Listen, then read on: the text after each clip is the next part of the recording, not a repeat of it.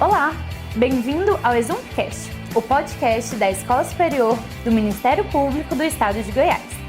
O ExumCast é mais um canal de comunicação que tem o objetivo de atender às expectativas de capacitações de curta duração, direcionadas às atividades fim do Ministério Público.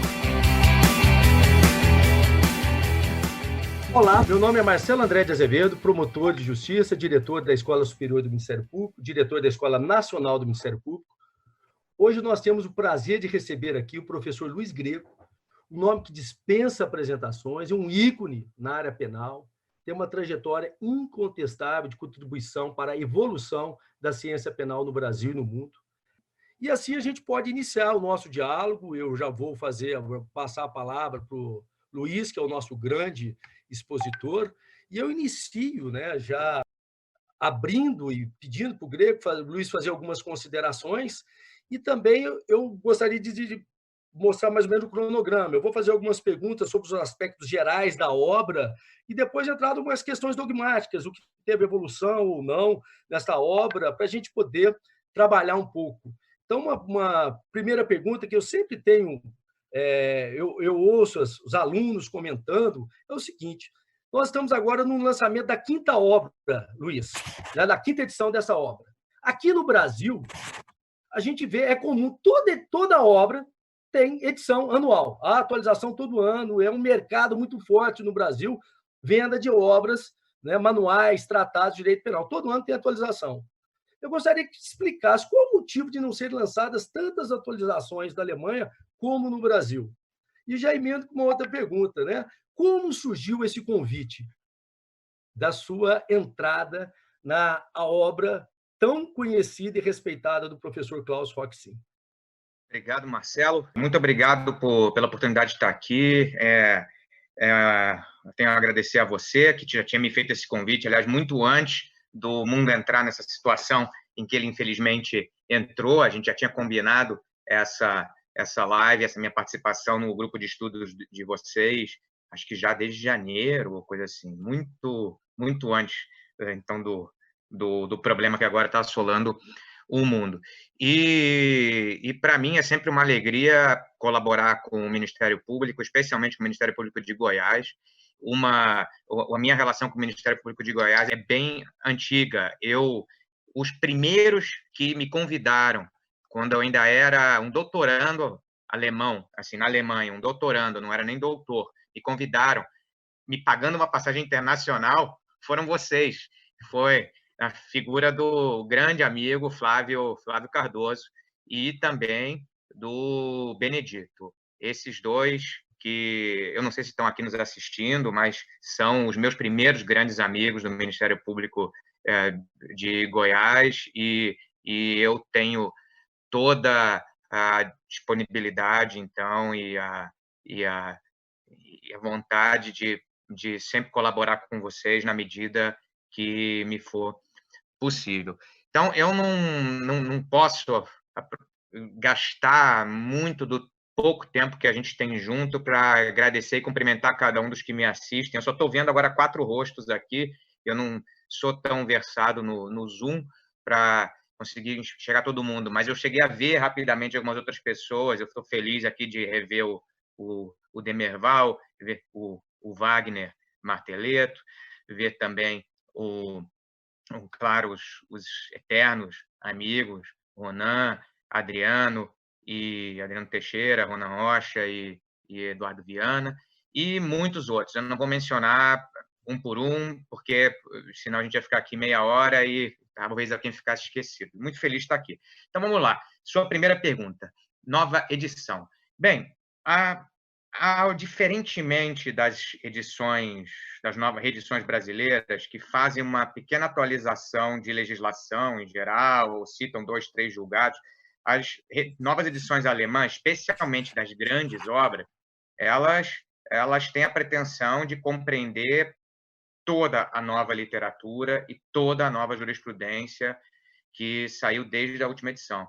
Isso significa imaginar que o tempo todo estão sendo produzidas teses de doutorado, o tempo todo existem várias revistas científicas, o tempo todo saindo artigos, problemas novos e tudo. Então, isso é é um trabalho bastante grande você fazer uma atualização dessas. Não se resume a simplesmente...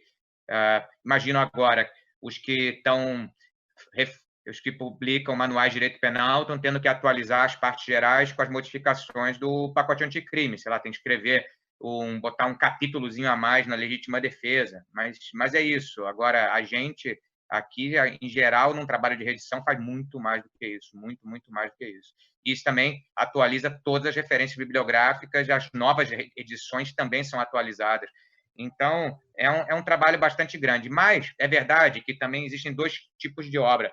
As obras menores, sim, os manuais de estudante, assim, esses muitas vezes acabam tendo edição quase que todo ano, sim. E agora, uma obra mais pretensiosa que tem uma ambição de apresentar uma reflexão mais detida, essa não tem como ter uma edição por ano. Essa precisa também ganhar uma certa distância em relação ao que está acontecendo para ela poder avaliar o que realmente é importante, o que não é. Os livros menores, assim como eu estava dizendo, vou pegar aqui esse comentário ao Código Penal, por exemplo, é o que está na mesa de todo juiz, do Thomas Fischer. Todo juiz, todo advogado usa esse comentário. Esse tem uma edição todo ano, mas ele é muito sucinto. Ele não discute muito. Ele tem mais referências do que aconteceu para que uma pessoa possa se informar rapidamente sobre qualquer problema e encontrar um caminho a seguir se deparar com esse problema. Agora, o livro do Roxin é um livro que argumenta. E para fazer isso, você precisa de mais tempo também, e mais tempo entre cada edição. Essa foi a sua primeira pergunta. A segunda pergunta, como é que surgiu esse convite? Bem, a coisa foi mais ou menos assim. Foi uma determinação do próprio Roxin. O Roxin é que queria isso. Eu sou bastante próximo dele já desde que eu fui para a Alemanha e ele, quando eu cheguei na Alemanha em 2001, ele já tinha seus 70 anos, tinha acabado de completar 70 anos, já estava aposentado e já devia estar pensando em como que ele faria qual seria o futuro do livro, porque também esse trabalho hercúleo que a gente tem de atualização e tudo, é um trabalho que você não faz de todo sozinho. Precisa de assistente, precisa de estagiários para tirar as fotocópias, para alguns professores até, não é o meu caso, não é o caso do professor Schwinner, mas é o caso de vários colegas, eu não vou ficar citando nomes, até usam esses recursos para escrever boa parte dos trabalhos que são depois publicados. Mas você precisa, então, de uma estrutura. E o professor aposentado não tem mais isso. Ele tem ele mesmo e talvez uma secretária que ele vai pagar do próprio bolso. Então, era natural que ele tivesse que passar o livro para alguém se ele quiser que o livro continue tendo relevância, continue presente na discussão atual. E por que ele me escolheu? Assim, ele sabe, com certeza. Eu tenho uma suspeita, mas, vamos dizer assim, a modéstia me impede de dizer muito por que ele teria me escolhido. Eu acho que alguns fatores, claro, um pouco ele viu minha capacidade de trabalho também, assim, não vou ficar falando da minha inteligência, do que quão bom eu sou, eu vou falar de coisas mais objetivas. Eu sou um burro de trabalho, assim, eu sento e termino as coisas, ele sabe disso, ele viu que eu fiz 2 teses grandes, quando boto na cabeça que vou fazer alguma coisa, a coisa fica pronta. Isso é algo que não é óbvio. Por exemplo, o manual do Jeschek teve uma edição de um continuador, o Weigand, em 95, e teve outra.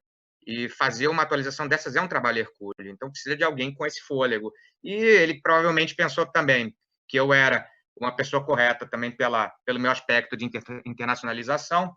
Na edição anterior, eu cheguei a colaborar inserindo a literatura estrangeira no livro, que é citada de forma bastante tímida, mas já é citada, que é uma coisa incomum para uma obra alemã.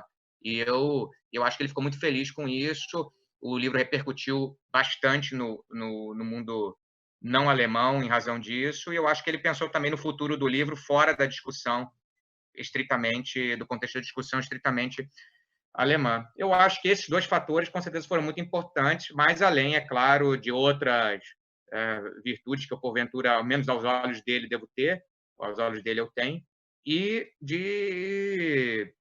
também da nossa proximidade, claro, nossa relação de parentesco científico, de amizade pessoal. Tecnicamente, eu sou aluno do professor Schunemann, porque aqui a gente diz que o aluno, assim, o professor, o pai é aquele com quem você se habilita, não o quem se faz a livre docência, menos o de quem você faz o doutorado. Mas, mesmo assim, eu acho que o Roxy me entende como seu discípulo, seu aluno, e eu também o entendo como meu primeiro professor alemão. Eu me vejo como um filho de dois pais, vamos dizer assim. Tenho o Schunemann e o Roxy como meus pais científicos. Muito obrigado. E eu até ressalto, Luiz, assim, a importância de participação na Alemanha, na produção desta obra, e até como referência, porque acaba inspirando, a gente sabe, eu te falo, você acaba inspirando esses jovens penalistas no Brasil. Eu cito aqui, por exemplo, não tão uma referência nossa, até foi convidado, você pega aqui o Adriano Teixeira. Assim, eu adoro, por exemplo, aquele livro que ele publicou de proporcionalidade sobre o fato, as intervenções, os artigos que ele explicou sobre naquele belíssimo trabalho de concurso de pessoas. Aqui, por exemplo, o Ronan Rocha, que está agora com você, sobre causalidade, veio teoria Hinos, o Eduardo Viana sobre dolo, monumental obra dele sobre dolo, e são todos que seguem, e quando você traz esse aspecto dessa tua abertura e esta sua visão de mundo, vamos dizer assim, essa abertura de doutrina de outros países, eu só tenho a engrandecer esse teu trabalho, porque isso é uma inspiração para muitos penalistas. Eu vejo, você sabe, você conhece meu filho, aquela vez nós saímos daqui de Goiás, né, quase que de ônibus, para assistir aquele encontro que nós tivemos lá em Belo Horizonte, que eu pago aquela passagem até hoje, né, e aquelas prestações. Então, está de parabéns mesmo. E continuando, ainda nesses aspectos, né, até da ciência penal, e eu destaco essa importância da ciência do direito penal, da doutrina, de interpretar e aplicar a lei penal, e esse diálogo que deve ter, né, ciência do direito penal e jurisprudência, e eu sempre vejo você tocando nesse assunto, dessa importância desse diálogo, né, de ciência do direito e com a jurisprudência. Você acha que avançou no Brasil, principalmente nesse teu papel, que é muito crítico às vezes, e eu acho que até você andou moderando um pouco essa tua crítica e tentando até equilibrar esse diálogo. É uma visão minha, eu posso estar até errado, mas eu acho que você está exercendo um papel mais equilibrado nesse momento, e que na minha opinião, eu acho que está tendo muito mais frutos. Eu acho que a gente está evoluindo muito com esse seu novo papel, eu diria que é um novo papel nesse diálogo. Estou errado ou não? Olha, a verdade é que isso que você está me dizendo, o Eduardo Viana também já me disse. Assim, não foi algo calculado, de que o Eduardo Viana diz que eu tinha uma fase... Como é que você diz, Eduardo? Que você pegou uma fase mais pesada, a fase que eu era mais... que é menos papas na língua. Eu não sei se antes eu era mais radical e hoje eu estou mais moderado, se antes eu era mais jovem, impetuoso, e hoje... Um pouco tem disso, sim. Um pouco a gente vai amadurecendo, vai ficando um pouco mais seguro de si e talvez precise gritar menos. É como... Eu sou baixinho, né? Então, sabe, baixinho fala alto, aquele negócio. E quando você vai crescendo, você talvez pense que para ser escutado você não precisa gritar tanto. Talvez seja isso. Mas eu não sei. A impressão que eu tenho é só que antes eu talvez reclamasse mais, porque eu talvez estivesse olhando para as coisas de uma forma um pouco unilateral, no sentido de que é claro que a jurisprudência erra, mas a gente também, como professor, erra. Todo mundo erra. Todo mundo que está dando a cara a tapa está errando. E a pergunta não é se você erra, a pergunta é se você está disposto a aprender com esses seus erros e seguir adiante, ou se você vai insistir neles. E eu tenho a impressão de que existe uma grande disponibilidade, uma grande humildade de todas as pessoas com quem eu converso, no sentido de escutar o que o outro tem a dizer. E isso é uma coisa muito positiva. E, então, o fato de que, assim, às vezes eu critiquei, talvez, de uma forma muito dura, e eu também continuo sendo duro nas minhas críticas, mas isso não quer dizer que não vai haver um respeito mínimo, porque, na verdade, é o seguinte, aqueles em que eu não me importo, eu nem vou criticar, essa que é a grande verdade, porque eu acho que criticar alguém também já é, de certa forma, chamar essa pessoa para o diálogo e mostrar que você se importa com ela. Eu tenho, então, a impressão de que, assim, há interesse pelo que eu digo, eu tenho essa impressão, e eu hoje tenho a maturidade para saber que eu também não posso só querer dizer as coisas, eu tenho que também escutar o que os outros têm a dizer, senão o que eu tenho para dizer talvez não toque no cerne da coisa. E também acho que com o tempo a gente vai vendo, a gente vai publicando e vê que certas coisas que a gente publica têm alguma repercussão, outras não. Mas se perguntar por que isso? E um pouco é porque certas coisas você escreve para você, outras coisas você escreve para conversar com os outros. E aquilo que quem fala... Hoje eu entendi que, como professor, eu escrevo, claro, também para mim, mas eu escrevo principalmente para me comunicar com os outros. Eu tenho que saber onde que o outro está e chegar até ele e, de alguma forma, então eu tenho que escutá-lo, tenho que estar disposto a dialogar. Isso foi, talvez, uma maturação natural, eu não sei. Algum dia, de longe, talvez eu seja capaz de enxergar isso melhor. Mas é interessante, isso que você está observando, sim, o Roxin, a obra jovem dele, se alguém aqui já teve interesse em ler, aquele livro, Problemas Fundamentais de Direito Penal, que está traduzido para o português até, e também tem uma tradução para o espanhol. Aqueles artigos do Roxin daquela época eram bem combativos. E hoje ele é uma pessoa bem conciliadora. Eu sempre me entendi mais como um cara mais combativo, sei lá, pelo meu temperamento, um pouco também, o Schunemann também um pouco assim, e sempre me espelhei nesse aspecto mais no Schunemann do que no Roxin. Assim, alguém que gosta de um enfrentamento. Mas, sei lá, naturalmente, o enfrentamento é bom, mas às vezes você vê que o outro lado não está também interessado no enfrentamento, que os dois estão interessados em andar juntos. Então, por que você não vai fazer isso? E é o que eu vejo hoje muitas vezes. Então, eu acho que a gente tem que entender que quando um aponta um defeito do outro, se apontar, vamos dizer, de boa fé, de boa vontade, os dois ganham com isso. E é isso que eu quero também. Eu quero que me critiquem, eu aprendo com as críticas e eu quero que me apontem. Pera aí, Greco, você, quando afirma isso, você não está enxergando esse problema. Se alguém me disser isso, eu vou ficar agradecido, porque eu vou pensar com toda a boa vontade em por que aquele aspecto é algo de que forma dá para levar em conta aquele aspecto que talvez até então não tivesse levado em conta.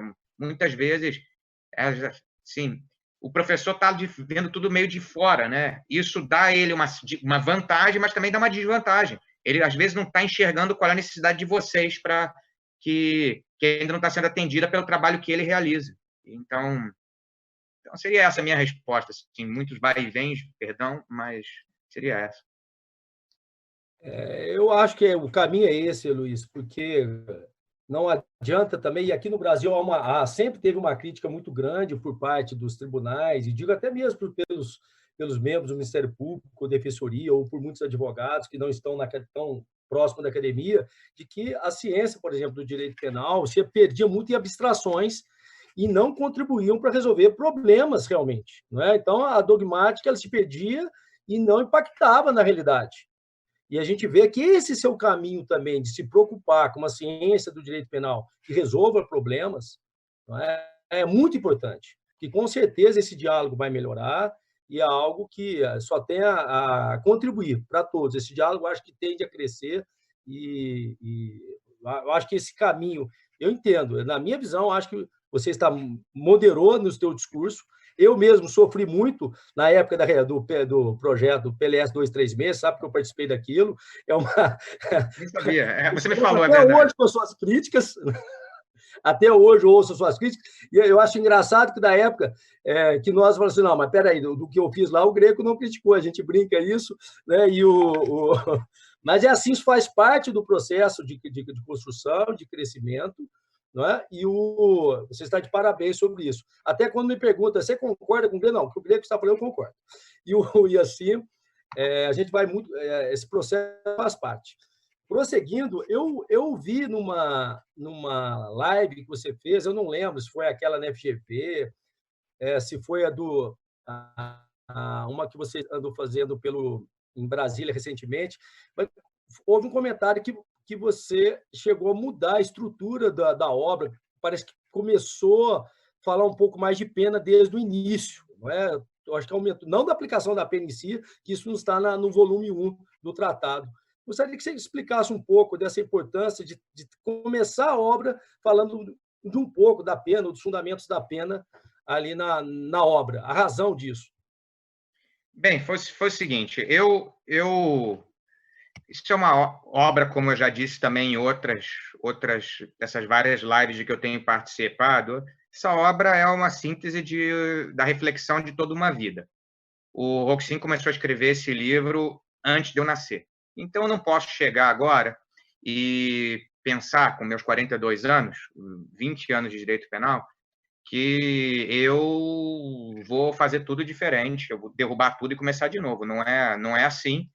E isso não só seria pretensioso demais, seria megalômano, como também seria inadequado, porque o básico da obra, me parece, as linhas mestras eu compartilho, senão também nem faria sentido eu assumir essa obra. Mas tem um aspecto, assim, o livro adota uma perspectiva que alguns chamam de funcional da teoria do delito, que quer dizer que a teoria do delito toda vai ser estruturada para responder a pergunta quanto a se a imposição da pena, no caso concreto, é legítima, tanto da perspectiva da sociedade, que busca finalidades preventivas com essa punição, quanto da perspectiva do afetado, que não pode ser instrumentalizado na persecução dessas finalidades sociais. Então, essa perspectiva funcional é característico dos livros escritos com base nessa perspectiva e também de algo se tornou quase que normal hoje, começar o livro com a reflexão sobre os fins do direito penal e os fins da pena. E é assim que o livro do Roxin começa. Se a gente pegar os livros mais antigos, a geração do Weltz, ou coisa assim, ali você ia ver a discussão sobre os fins da pena na segunda parte, na parte das consequências jurídicas do delito. E no livro do Roxin, isso aparece logo no começo. Porque ele acha que para saber se alguém se comportou de forma punível ou não, você já tem que saber o que significa, para que finalidade, o que justifica punir alguém. Isso me parece correto. Só que eu acho que existe uma pergunta prévia a essa da legitimação da pena, dos fins da pena, da legitimação da pena diante da sociedade e do indivíduo. E essa pergunta é: o que é pena? O que diferencia a pena de outras consequências jurídicas que o ordenamento prevê? Aqui, por exemplo, está todo mundo em casa, não pode sair, coisa assim. Isso não é uma pena. Ou se você, que é funcionário público, promotor de justiça, eu sou funcionário público alemão, como professor universitário, se eu cometer determinados atos, eu vou perder essa posição. Mas isso não é uma pena, isso é uma sanção do direito administrativo e tal. Existe alguma coisa que diferencie essas outras sanções do ordenamento jurídico daquilo que a gente chama de pena? Essa que é a reflexão inicial, que eu acho que é bastante importante, porque eu acho que ela é a chave para explicar por que o direito penal é diferente dos outros ramos do direito e por que é que, então, a sanção criminal, a sanção penal, só pode ser imposta diante de pressupostos de legitimidade todos especiais, o princípio da culpabilidade, imposição por um juiz e outras coisas mais. E a minha ideia fundamental é que, enquanto a função de funcionário público, a posição de funcionário público é algo que você e eu ganhamos algum dia nas nossas vidas, algo de que a gente foi investido, para usar o termo técnico, algum dia nas nossas vidas, e a pena priva a gente de algo em que a gente nunca foi investido, mas de algo que a gente já tem só pelo fato de ser um ser humano, ou daqueles direitos que uma tradição que vem desde o Christian Wolff e de alguns outros pensadores do século XVIII, chamava de direitos inatos, os direitos que assistem a alguém só pelo fato desse alguém ser um ser humano. Eu acho que a supressão de um desses direitos, chamados inatos, que seriam principalmente vida, corpo e liberdade de locomoção, supressão de um desses direitos, em razão do cometimento de um erro, de um delito, isso é uma pena. Seria essa é a tese fundamental. E a quarentena não é pena, então, porque ela não é imposta em razão do cometimento de um delito, mas a supressão a perda do cargo, da função, não é pena porque toca algo que é adquirido e não é inato. Então, eu começo com essa reflexão e, dali, eu vou partir para a discussão sobre o que é delito, conceito material, e aí eu tento também propor a seguinte ideia, que só pode ser criminalizado aquilo que, na edição anterior estava só escrito, aquilo que ofende um bem jurídico. Mas eu dou um passinho adiante e tento dizer e ofende de tal maneira que a gente está disposto a mandar alguém para a cadeia caso a pessoa cometa esse fato. Ou seja, pena, que delito só pode ser aquilo pelo qual a gente está disposto a encarcerar alguém. É um pouco essa a ideia. Não que a gente vai encarcerar sempre, mas aquilo pelo qual a gente não está disposto a impor essa ordem de sanção devia ficar fora do direito penal. É um pouco essa a ideia, e eu acho que daqui dá para derivar várias outras considerações, explicar por que é que no direito penal você não tem imputação de culpa por comportamento de terceiro, por que você não tem isso? Direito civil, o superior responde pelos erros do inferior dentro de certas circunstâncias. Por quê? Porque ele responde com patrimônio. Agora, quando você responde com algo adquirido, quando você responde com algo que é inato, que é seu, com que você já veio ao mundo, vamos dizer assim, aí isso pressupõe um erro seu. E você não pode perder o que é mais seu por um erro de outra pessoa. É um pouco essa a ideia. E aqui está a explicação da ideia de que a pena não passará da pessoa do criminoso, explicação do princípio da culpabilidade, do princípio, então, que vai explicar também, vai derivar até, a gente vai daí derivar até uma teoria do concurso de agentes e muitas outras coisas. Eu acho que o potencial explicativo da ideia é bastante grande. Mas isso eu não desenvolvi de todo no manual. Eu ainda pretendo fazer isso nas próximas edições e nos meus próximos artigos também. Porque da mesma forma que o Roxin escreveu esse manual em várias décadas, a partir de vários artigos, eu pretendo acrescentar as minhas modificações também aos poucos, à medida em que eu vá testando as ideias em forma de artigo.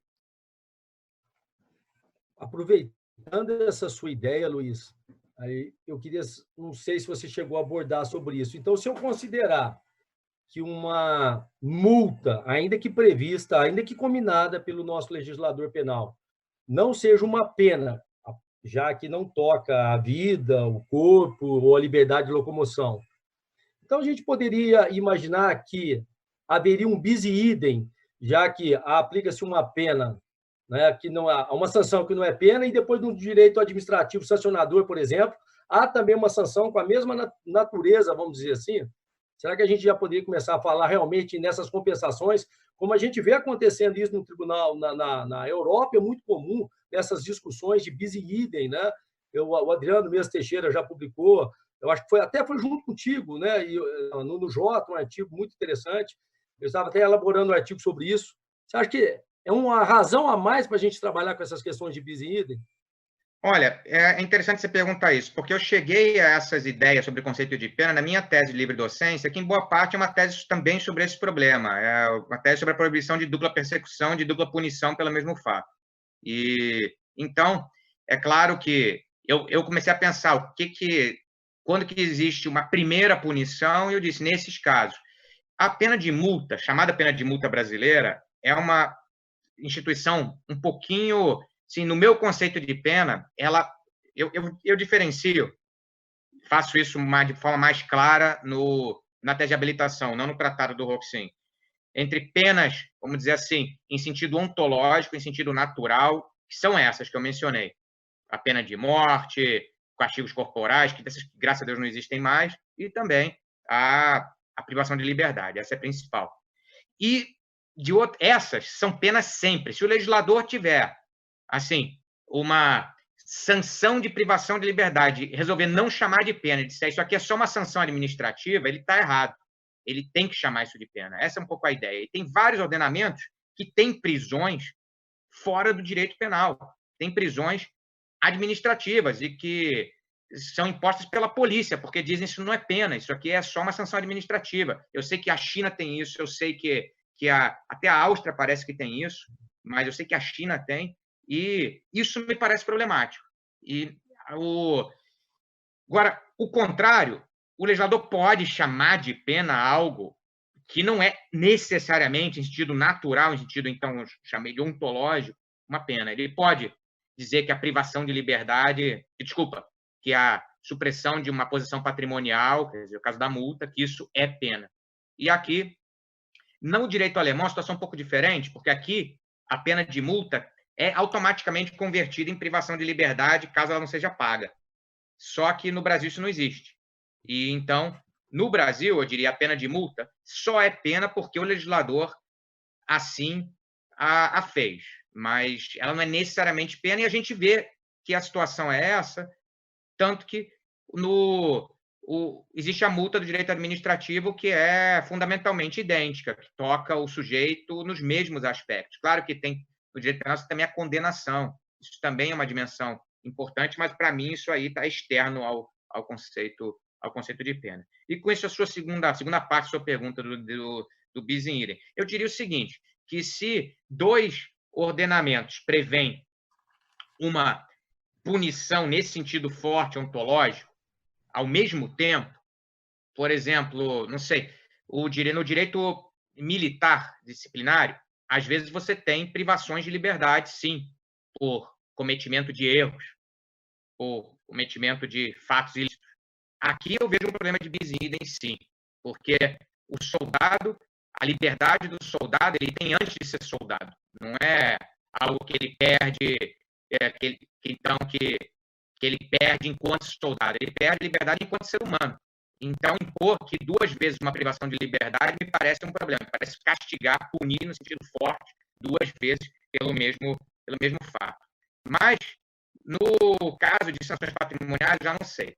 Elas não são necessariamente pena, então já não sei como é que a gente resolveria. E tudo isso, claro, com uma importante reserva. Tem que se tratar do mesmo fato. E muitas vezes o ilícito disciplinar não é o mesmo fato que o ilícito penal. Assim, vamos dizer, se um soldado briga com outro soldado dentro do quartel, isso pode ser delito normal de lesões corporais, talvez seja algum delito segundo o Código Penal Militar, que eu não sei qual é, mas eu não entendo direito penal militar, nunca estudei, então devo estar dizendo coisa errada, mas eu quero só dizer o seguinte, você tem aqui um ilícito penal, que é o das lesões corporais, mas pode também ter um ilícito de indisciplina, de perturbar a ordem do quartel e coisa assim. Mesmo que o movimento corpóreo seja o mesmo, esses não são os mesmos fatos. Então, eu também não vejo o mesmo problema em sancionar 2 vezes, porque você não está sancionando a mesma ocorrência 2 vezes, você está sancionando aspectos diversos daquele fenômeno. Então, o problema é muito complexo. Eu escrevi sobre esse problema específico umas 300 páginas, então do livro, que tem mais de 1000. Então, não dá para responder isso muito, muito rápido. A situação o problema é bem difícil. Mas, claro, que existe também todo um mundo de consideração de equidade, no sentido, ele já foi castigado um pouco, então dá para diminuir a pena dele, tudo. Essas considerações de equidade, isso daí, aí é o sentimento de cada um, não vou dizer que isso está errado, mas certo no sentido forte da palavra, isso também não está, porque equidade pode ser qualquer coisa. Mas é isso aí. Vamos ver como as investigações prosseguem sobre isso. É interessante o tema. E cada vez a gente vê mais sobre isso. Eu aguardo a tradução ou espanhol em português que vem pela frente, viu, Luiz? Porque o alemão ainda está difícil. Eu ainda me socorro ao Google para traduzir muita coisa em alemão. O Felipe ainda está no início aí do alemão, que está me ajudando ainda, mas muito pouco ainda. Sobre o bem jurídico, eu vejo também que tem um papel de destaque na obra. Eu elaborei aqui uma questão, porque assim, muito preocupa, e também em todas as suas obras aqui que nós temos aqui acesso ao português, eu vejo assim o impacto e a importância que sempre foi dito por você sobre essa perspectiva dogmática do bem jurídico e a perspectiva política criminal, no sentido de limitação do poder legal de incriminar. E até então não se falava tanto no Brasil, antes você há muito tempo já está falando sobre isso. Aí eu vejo a minha pergunta, na obra teve algum avanço sobre isso, na doutrina alemã, não é? Teve mais impacto, mais pessoas, a doutrina avançou nisso.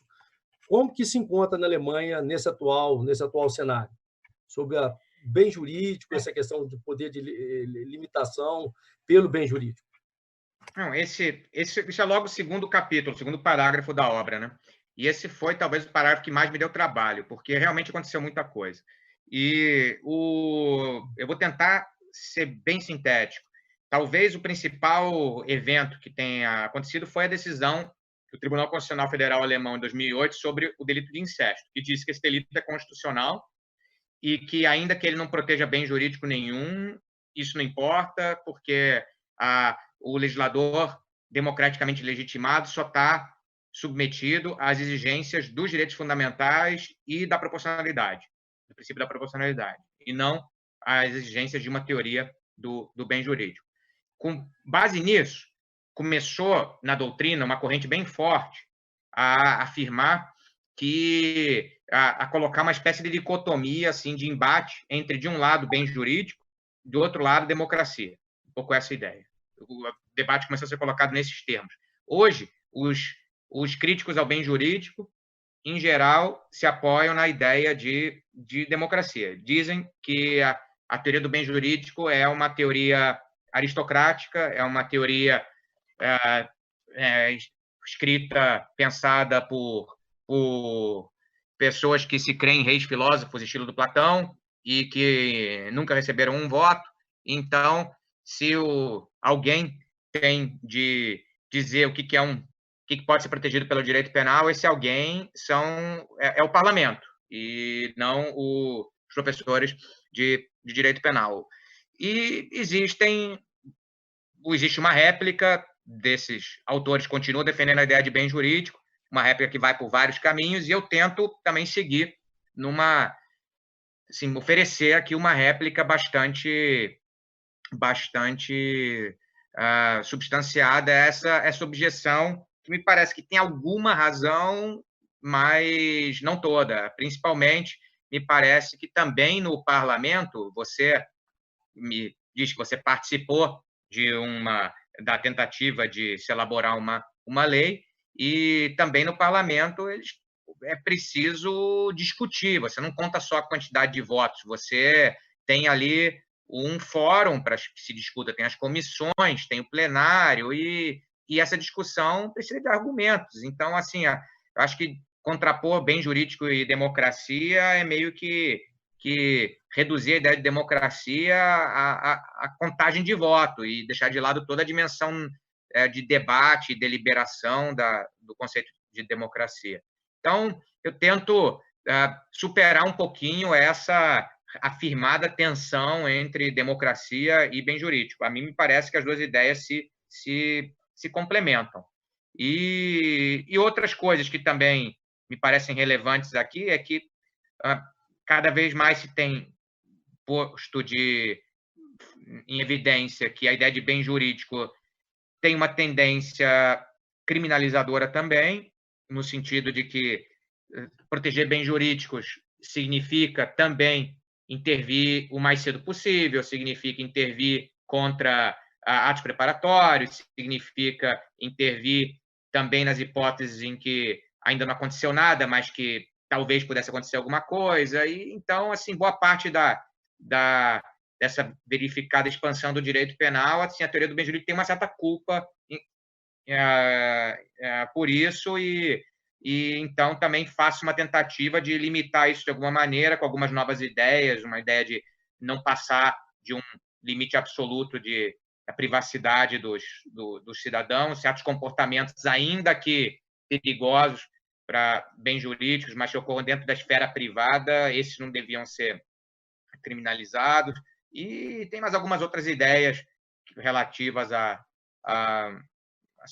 tentar limitar esse potencial expansionista da ideia de bem jurídico, que está bem reconhecido também no livro. Na última edição, não estava tão reconhecida como agora. Eu tentei...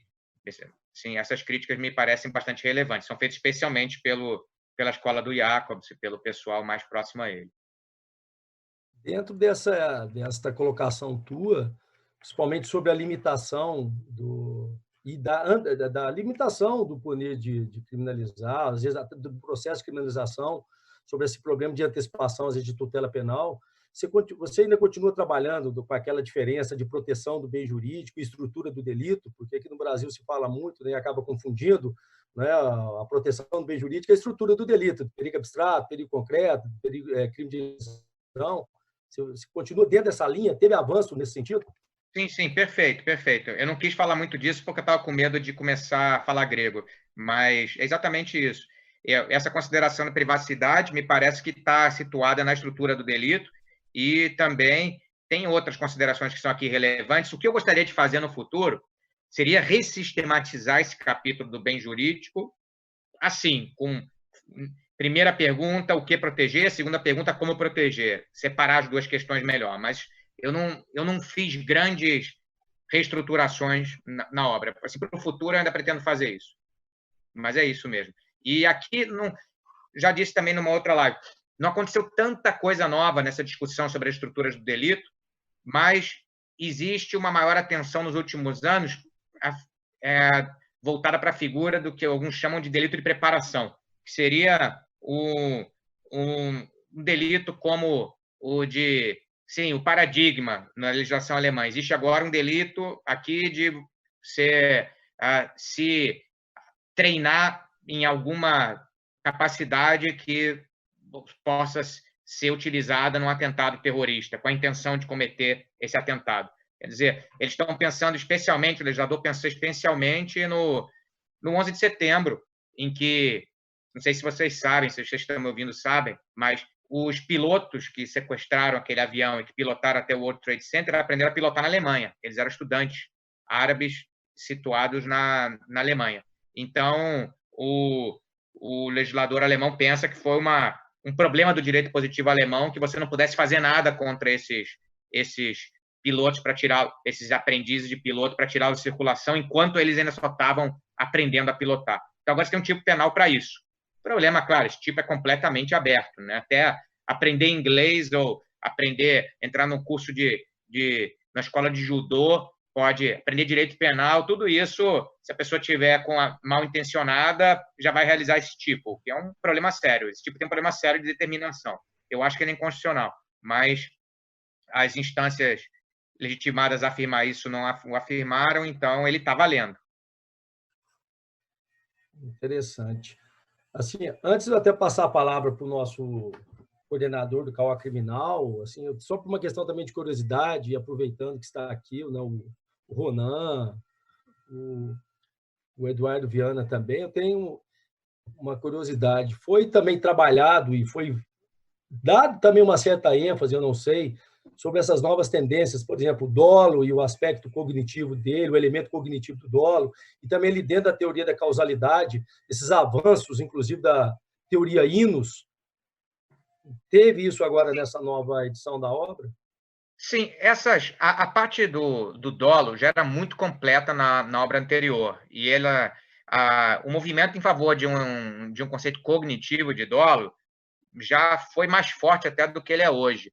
E isso já está levado bastante em conta na obra, e o Roxin tem uma postura bem volitiva. E eu não me senti autorizado a mudar isso, apesar de eu continuar cognitivista. Eu cheguei, enquanto eu estava atualizando a obra, a ter um flerte, ou quase que uma recaída volitiva, na época que conversava bastante com o Eduardo Viana, que está aqui, e dizia para ele que eu já não estava tão seguro da minha postura puramente cognitivista, mas agora que eu já terminei isso aí, eu me vejo cada vez mais convencido de que fora do cognitivismo não há salvação, vamos dizer assim. Mas na obra eu não me senti à vontade para mudar isso. Mas eu introduzi as novas considerações, por exemplo, também o Eduardo Viana está citado ali com uma certa timidez, mas está citado. E já na causalidade, aqui o livro praticamente não falava dessa construção da teoria Inus ou da teoria da condição mínima. Eu não tenho como explicar essa teoria aqui para quem está escutando. Se vocês tiverem mais interesse, leiam o livro do Ronan Rocha, que é quem primeiro defendeu essa teoria aqui no Brasil. Eu também a defendi no meu livrinho sobre problemas de causalidade e imputação no delito omissivo impróprio. E eu achei que eu tinha espaço para defender essa teoria também no livro do Roxin. Foi o que eu fiz. Eu mudei, eu reescrevi esse capítulo da causalidade, adaptando para essa teoria. Essa ideia, sim, causalidade não está mais, não é condição sine qua non, e isso já não era defendido na edição anterior. A edição anterior falava na condição conforme uma lei natural, que um fato é causa de outro quando os dois são conectados por uma lei, por uma generalização, por uma lei natural que diz quando fatos dessa ordem ocorrem fatos dessa segunda ordem. A ação do autor é um fato dessa primeira ordem, o resultado é dessa segunda ordem, subsume os fatos concretos sobre essa generalização e tem a causalidade. Essa que era a teoria da edição anterior. E eu acho que a teoria da condição, da componente necessária de uma condição mínima suficiente, que é essa teoria defendida pelo Ronan e também depois por mim, que vem principalmente da professora Popper, que ela é a precisão adequada da teoria da edição anterior, e foi isso que eu coloquei no livro. Claro, para o direito brasileiro, tem que explicar como é que isso se compatibiliza com o artigo 13 caput, que parece que tem a condição sine qua non ali no código. Aí, sobre isso, o Ronan e eu escrevemos em português, e eu acho que o Ronan é mais tímido que eu. Eu tento compatibilizar a teoria com a letra do código, não sei se eu consegui, não me lembro mais exatamente qual foi a minha solução em português.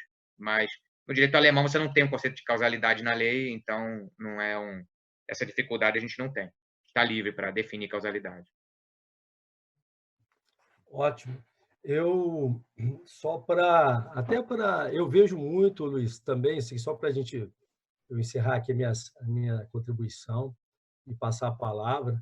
Eu vejo muito se falar também, eu vejo você falando aí nesse diálogo, e eu também aqui já comentei da doutrina, jurisprudência e o trabalho da magistratura. Eu gostaria de ressaltar também, para colocar mais aí na sua fala, por favor, o trabalho do Ministério Público, e principalmente agora, os acordos de não persecução penal. Nós vamos usar muito também desse diálogo, porque senão nós estamos agora com um instrumento na mão, né, que ele pode ser bem aplicado ou não, e é algo que a gente vai precisar muito de um diálogo, tá? Principalmente com os critérios aí que vão nos legitimar, né, a fundamentar esse acordo, a proposta do acordo ou não, né? Então, porque senão acaba havendo o quê? Né? Muitas pessoas podem ser beneficiadas desse acordo, principalmente quem tem condição de cumprir um acordo, e outras que não teriam condições de cumprir o acordo, não se vê beneficiados com isso, acabar sofrendo um processo penal. Então, é um momento muito importante para isso, esse diálogo também na construção de critérios legitimadores, né? Nesse momento aqui que a gente está passando no Brasil, justamente agora nesse instrumento que foi colocado na mão do Ministério Público de Direito Penal Negocial. Sei que a Alemanha já passou por isso, já vivenciou isso no passado, então é muito importante também os olhos estarem voltados também para o Ministério Público nesse momento. Não só, mas também o Ministério Público tem uma preocupação também muito grande no momento da sua postulação, que a gente possa melhorar também a nossa postulação, estarmos mais preparados na postulação. A gente tem aqui o convidado também, o professor Dermerval, que tem uma obra muito, muito interessante sobre dogmática penal, né? Ele já nos brindou aqui também no grupo com o encontro. Então, nós estamos aí também sempre dispostos a ouvir, debater e dialogar. Eu passo a palavra ao Adriano agora. Adriano, por favor, tira desmuta, por favor, aí seu áudio para que possa fazer a sua colocação. Muito obrigado, viu, Luiz? A gente se fala Obrigado a daqui a você, pouco. Marcelo. Luiz, professor Luiz, é um prazer aqui, Adriano Firmino, coordenador aqui do Centro de Apoio da área criminal, do Centro de Apoio do Ministério Público de Goiás. É um prazer revê-lo, né? Eu estava ontem me preparando aqui alguma coisa para o nosso encontro, aí fui nos meus livros, em alguns guardados aqui, aí eu encontrei aqui a primeira estada sua em Goiás, dia 30/9/2005, numa palestra lá na Associação Goiana do Ministério Público, né? E estou aqui com o livro aqui da Cumplicidade e com uma dedicatória aqui. Então, a gente de Goiás, nós de Goiás, nós realmente nos sentimos prestigiados aí pela sua acolhida quando nós o solicitamos. Eu sei da sua correria aí no dia a dia, e agora com essa aproximação, né, da tecnologia, por certo, as requisições para seu comparecimento nas lives aí, nas palestras, têm sido bastante intensas. Eu queria só pontuar contigo, se fosse possível, como é que você vê hoje, professor, o caminhar da política criminal brasileira e nesses últimos tempos, especialmente pós-Constituição, né? E a contribuição que a dogmática penal tem feito para a política criminal. Se é que existe essa contribuição efetiva, se os nossos legisladores, enfim, nossos congressistas, e de algum modo a própria prática tem acolhido a dogmática, aquilo que a dogmática pretende colocar. Adriano, obrigado pelas suas palavras. É bonito ver esse livrinho em 2005. Como eu disse, vocês já estavam interessados no que eu tinha para dizer quando ninguém ainda sabia quem eu era, quando eu realmente ainda não estava nem começando. Então, eu tenho toda uma gratidão especial com vocês do Ministério Público de Goiás. E agora, quanto à sua pergunta, eu não posso dizer que eu acompanhe todos os movimentos do jogo político-criminal brasileiro hoje. Eu não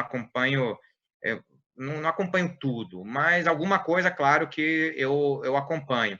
E a impressão que eu tenho é um pouco negativa, crítica dos dois lados. De um lado, eu te diria que o legislador tem um lobby claramente populista, demagógico, no sentido de que o negócio é introduzir novos delitos, aumentar penas, introduzir delitos, em geral, desnecessários, em geral criminalizando condutas que já são delituosas e com penas que muitas vezes não se compatibilizam com as penas anteriores. Só para dar um exemplo recente, até essa lei do abuso de autoridade.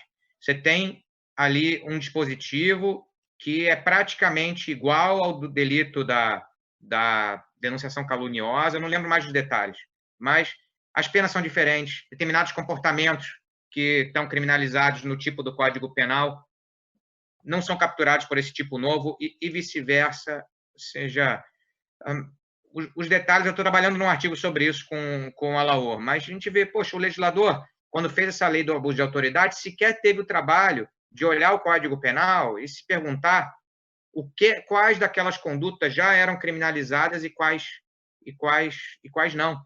Então, essa despreocupação me parece uma coisa assim, temerária. As leis aqui no Brasil, quer dizer, aí no Brasil, aqui não, aí, eu tenho a impressão de que o legislador não as faz achando que elas vão ser aplicadas. Ele as faz meio que para aparecer no jornal que as fez e talvez hoje ainda nem no jornal, nas redes sociais e coisa assim. Eu acho que esse é um lado do problema. E o outro lado do problema é que a doutrina, boa parte dela se adotou uma postura altiva, uma postura orgulhosa, autoproclamada crítica, segundo a qual toda criminalização é ruim e todo direito penal é ilegítimo, e então, em razão disso, ela não tem mais nada para dizer. Porque a única coisa que ela pode dizer é direito penal, você tem que acabar com isso, tem que abolir isso. E o engraçado é que muitos dos que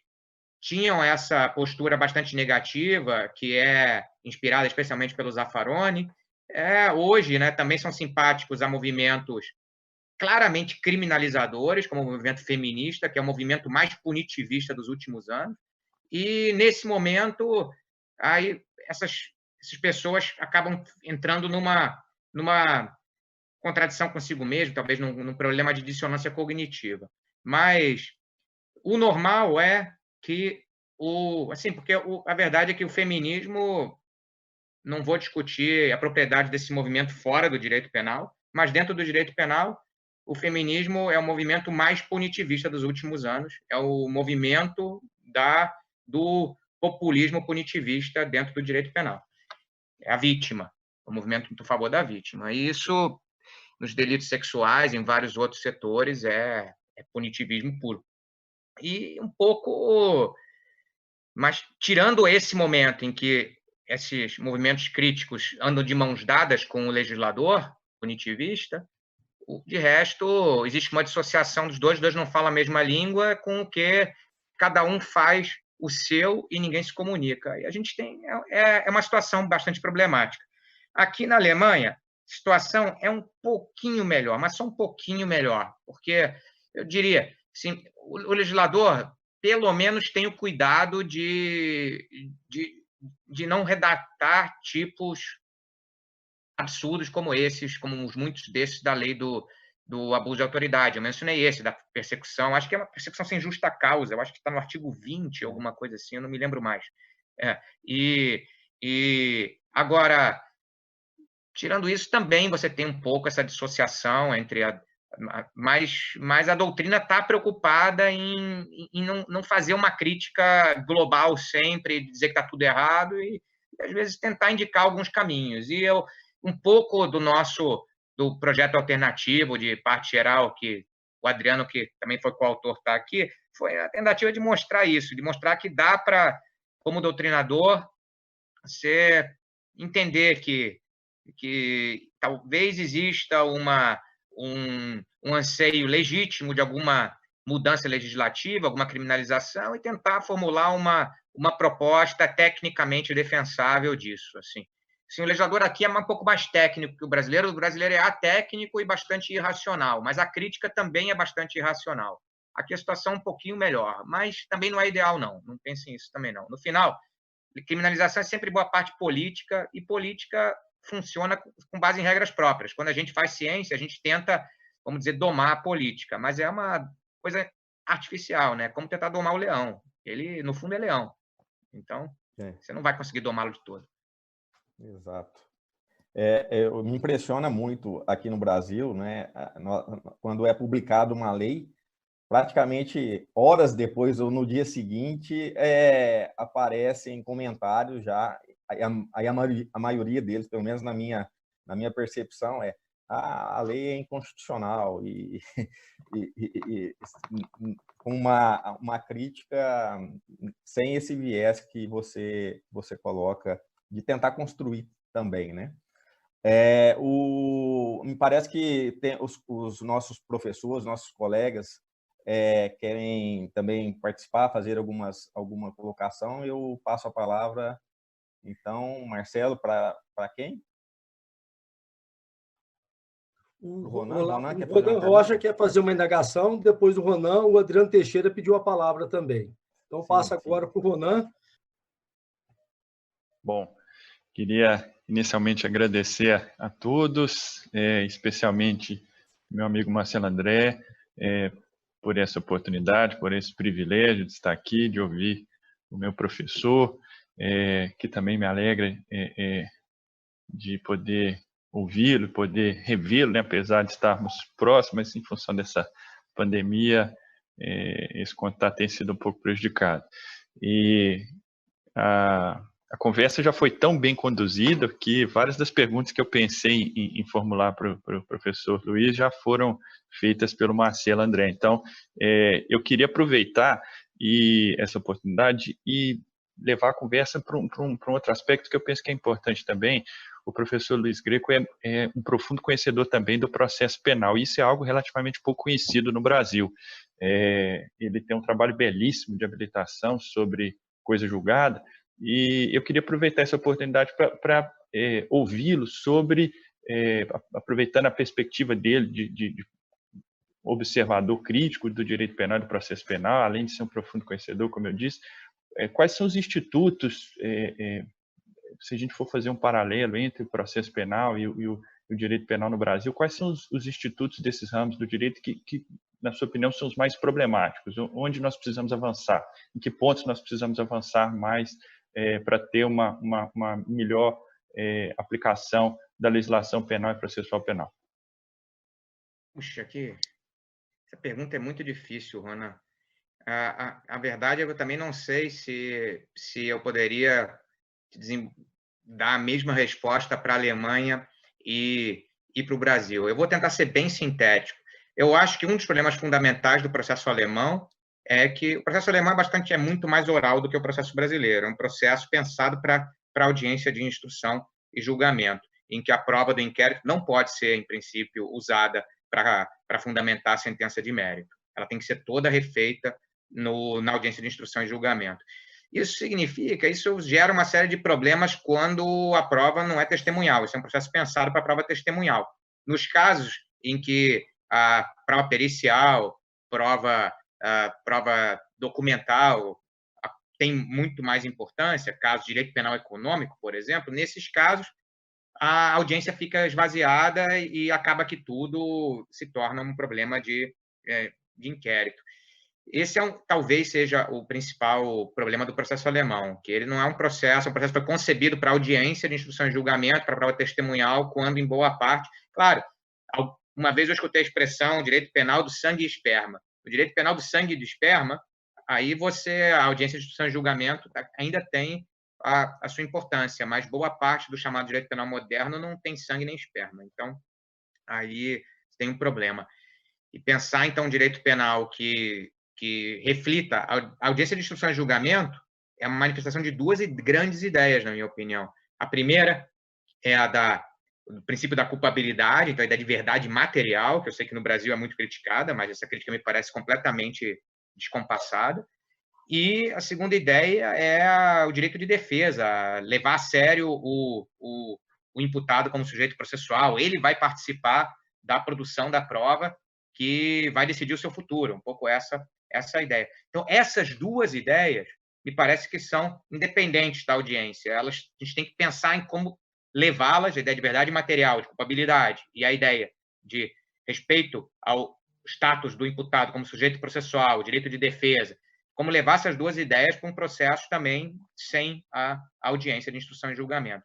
E no Brasil? O Brasil ele nem sequer chegou a colocar a audiência de instrução e julgamento no lugar que ela chegou a ser colocada na Alemanha no final do século XIX, porque o processo brasileiro ainda é predominantemente escrito, é um processo que se estende em várias fases, que você tem esse artigo, acho que 155 do Código de Processo, dizendo que condenação não pode ocorrer exclusivamente com base na prova do inquérito. No direito alemão, a condenação só pode ocorrer com base na prova da audiência. Não só a condenação, a absolvição também. A exibição de mérito é só com base na prova da audiência, salvo exceções. E aí tem que ver se uma exceção incide.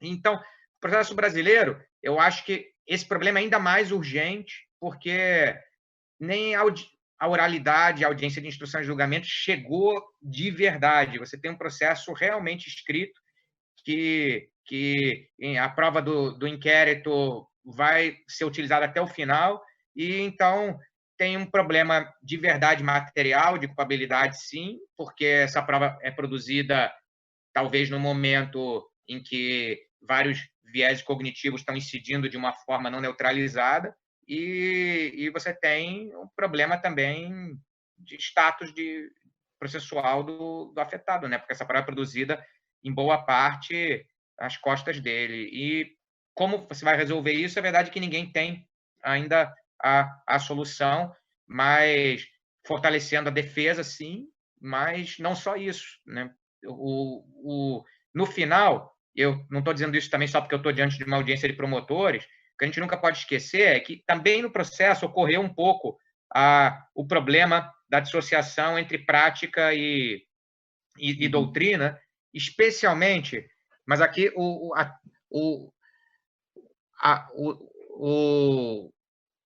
aspecto tendencioso é um pouco maior, porque, em geral, existe, sim, uma espécie de processo dos advogados e o processo Sim, o processo penal escrito pelos advogados, o processo penal escrito pelos promotores, difere um pouquinho um do outro, e, no geral, assim, o que você vê muito é essa coisa de que uma posição é garantista, uma posição é punitivista. Isso me parece bastante errado, em colocar as coisas nos termos dessa dicotomia. Não se trata de ser garantista ou ser punitivista, se trata de encontrar a solução correta que vai estar em algum lugar ali no meio, porque no final você não pode ter também um processo que nunca chega à sentença condenatória, porque se você tiver isso, você vai começar uma processualista espanhola chamada Lorena Barcmaya, numa discussão, usou essa expressão que me parece muito correta, que sintetiza muito também a minha forma de pensar.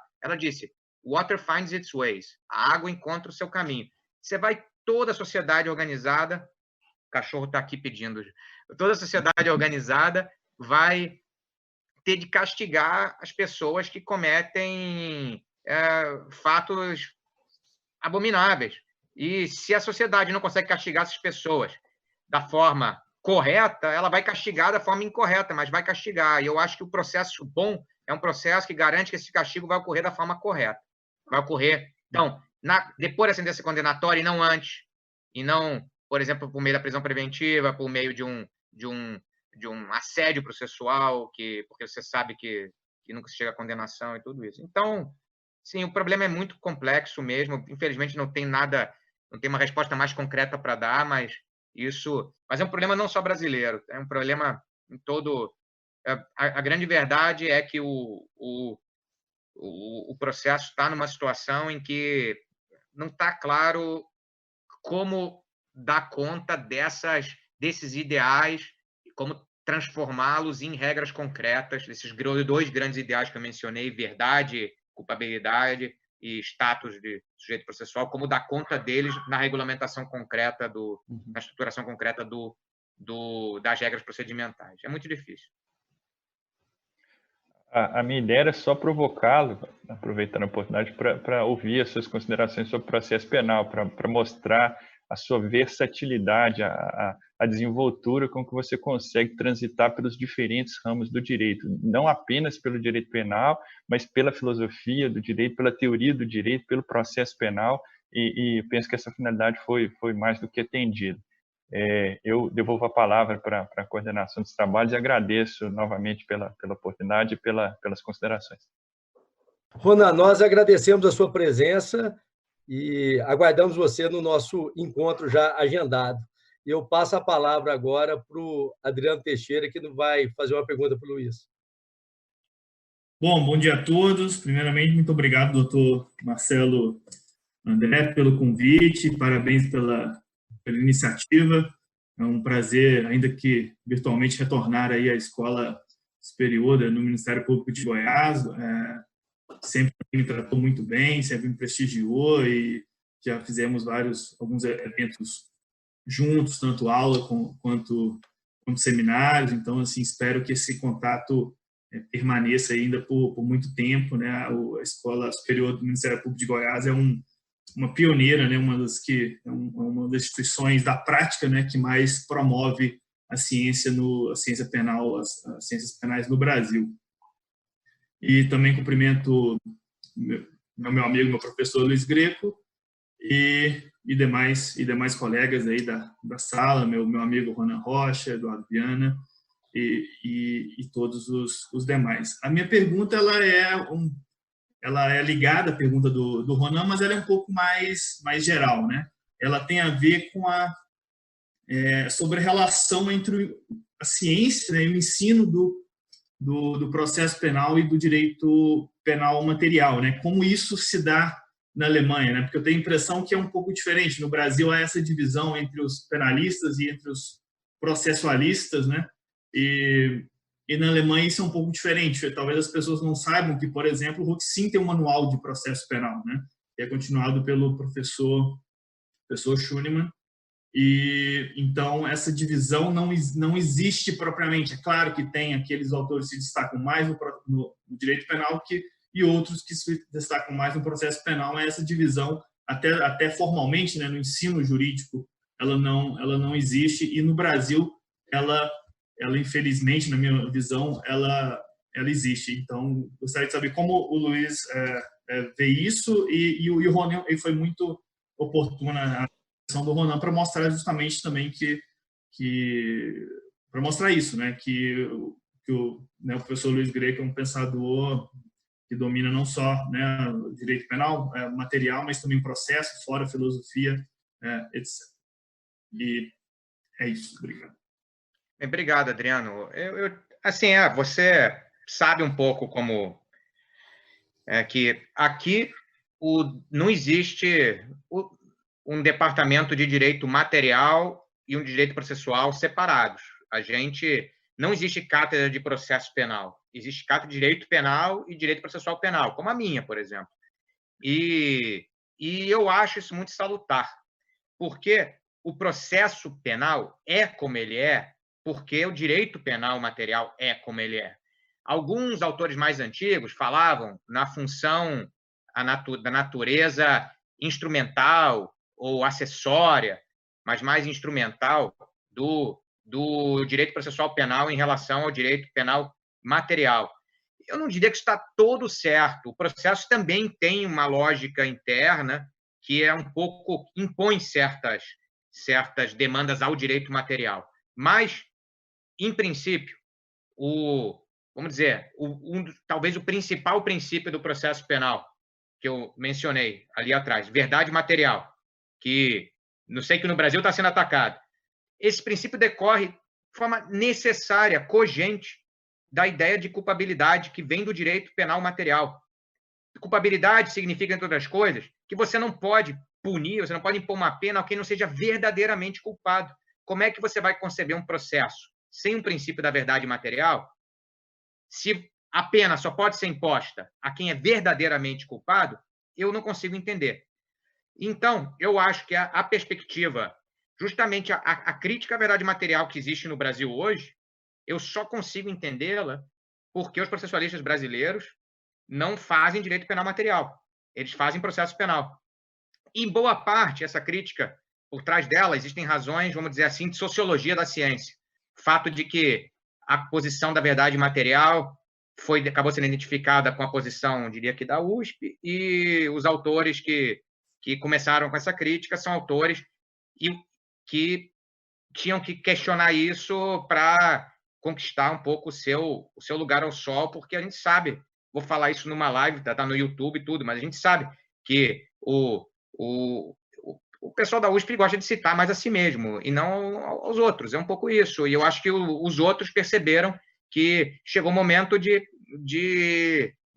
parar de só citar aqueles autores de São Paulo. E eu acho que um pouco do que está por trás dessa crítica também é isso. Não só, tem muito mais. Estou simplificando bastante, mas tem muito mais.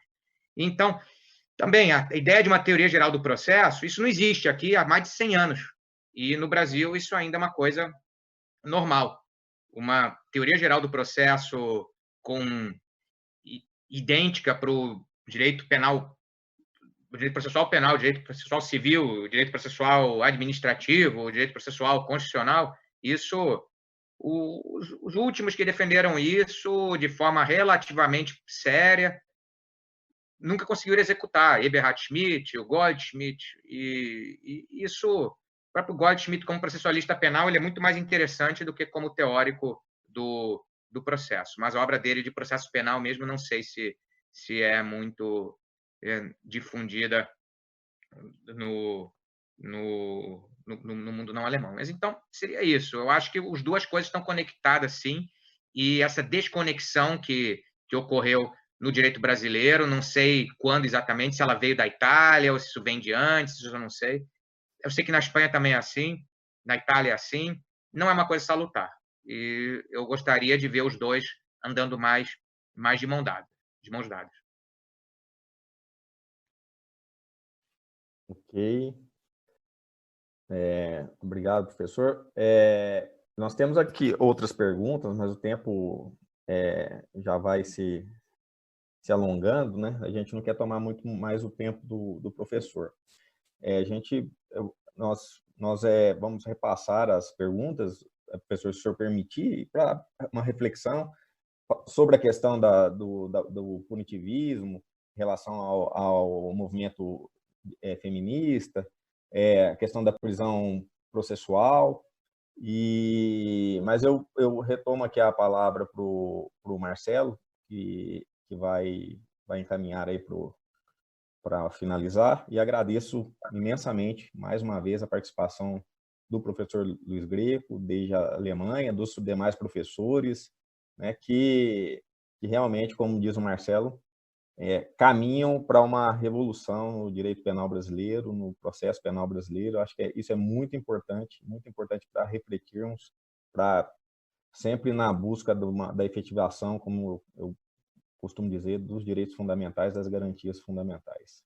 Marcelo, muito obrigado, professor.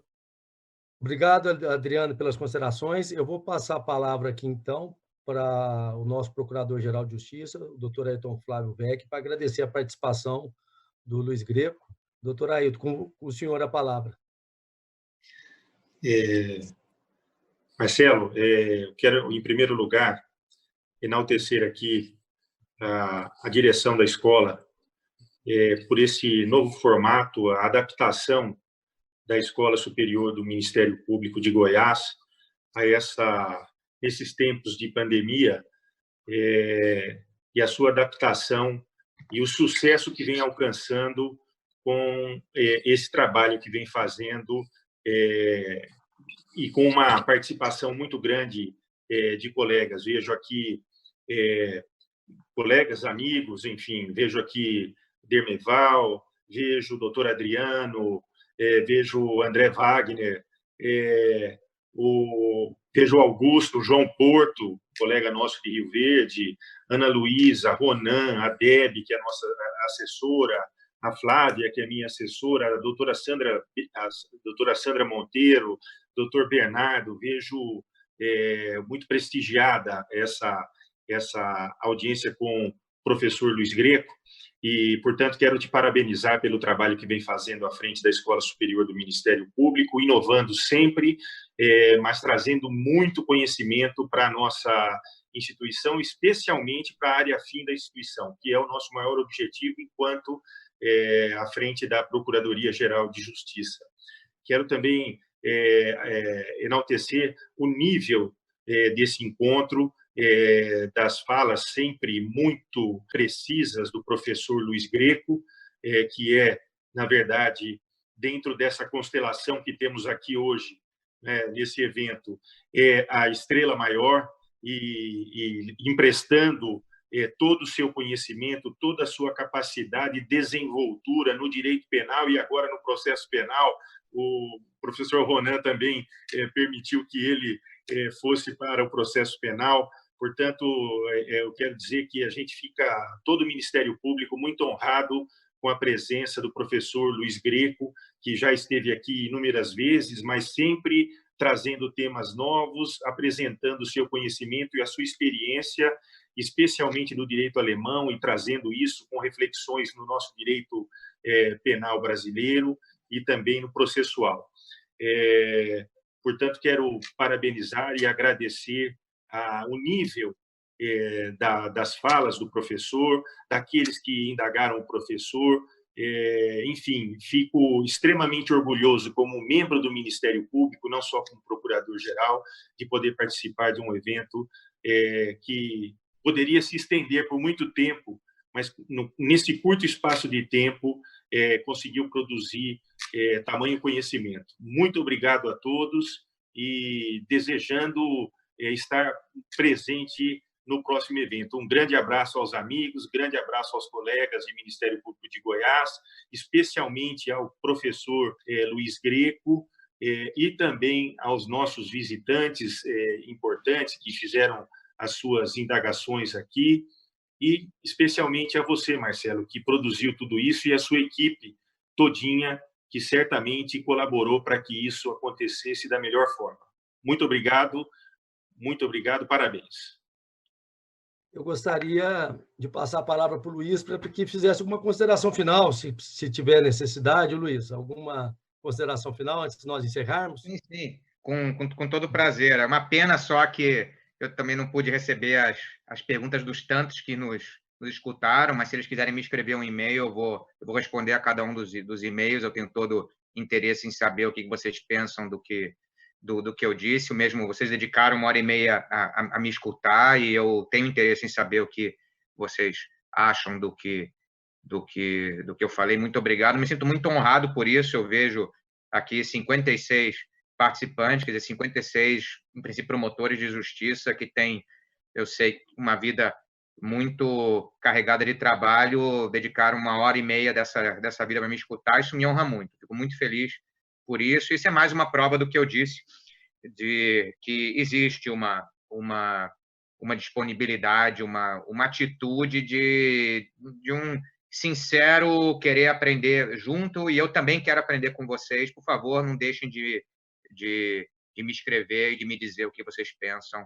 Eu usei o vocês aqui, estou tomando essa liberdade para não chamar todo mundo de senhor e senhora, e etc. E eu também agradeço ao Procurador-Geral, Ailton, muito obrigado pela deferência, que o seu tempo como Procurador-Geral é especialmente valioso. Obrigado por dedicar esse tempo a me escutar. E é isso, Marcelo. Assim, eu estou muito feliz por a gente ter podido se rever, ainda que virtualmente. E o plano era esse mesmo, o plano era só a gente se rever virtualmente, mas vocês sabem que vocês podem contar comigo e a gente, já vou fazer isso pela terceira vez, mas a minha relação com o Ministério Público de Goiás é uma relação especial. Vocês já me apoiam e já desde quando eu não era ninguém. Então, hoje não é que eu já seja alguém, mas eu acho que eu não sou mais ninguém. Então, vocês, eu sempre vou encontrar um tempo para que a gente possa manter esse contato vivo. E estou esperando seu filho. Estou esperando. Vou ter toda a alegria de recebê-lo aqui. É isso. Então, acho que vou agradecer a quem fez as perguntas, vou agradecer o interesse de todos que me assistiram. E é isso. Em poucos dias vai sair o livro, o grande livro do Oxin. Mesmo os que não leem alemão, comprem, porque é bonito, é um livro bonito para ter na estante. Então, não é caro. Então, ainda que a euro a R$6, talvez fique um pouco mais caro, mas mesmo assim, um livro bonito como esse vale o preço. E é isso. Estou à disposição. Foi uma alegria. Muito obrigado, Luiz. Nós teremos o maior prazer de adquiri-lo, inclusive, para a biblioteca da Escola Superior do Ministério Público. Nós iremos adquiri-lo, pode ter a certeza absoluta disso. Tá bem? É uma obra que não pode faltar na nossa biblioteca. E eu agradeço demais, eu espero fazer jus ao que os nossos antecessores aqui em gestões anteriores fizeram para te agradar e que você continue assim, com esse pensamento, essa boa vontade, está sempre retornando aqui, né, na nossa escola superior. É esse o objetivo, o nosso desafio. Eu espero manter aberto esse diálogo, né, entre doutrina, jurisprudência, e sempre voltando, vamos começar a colocar o Ministério Público aí mais nesse debate, que nós temos muita contribuição com a ciência do direito penal. Muito obrigado, e eu encerro aqui esse nosso encontro. Tá bem, Luiz? E o meu filho pode ter certeza, só não está aí agora pelo esse problema da pandemia, senão ele estaria do seu lado. Um abraço. Um abraço. Nos vemos. Finalizamos aqui mais um episódio do ExumCast, o podcast da Escola Superior do Ministério Público do Estado de Goiás. Acompanhe nossas próximas postagens.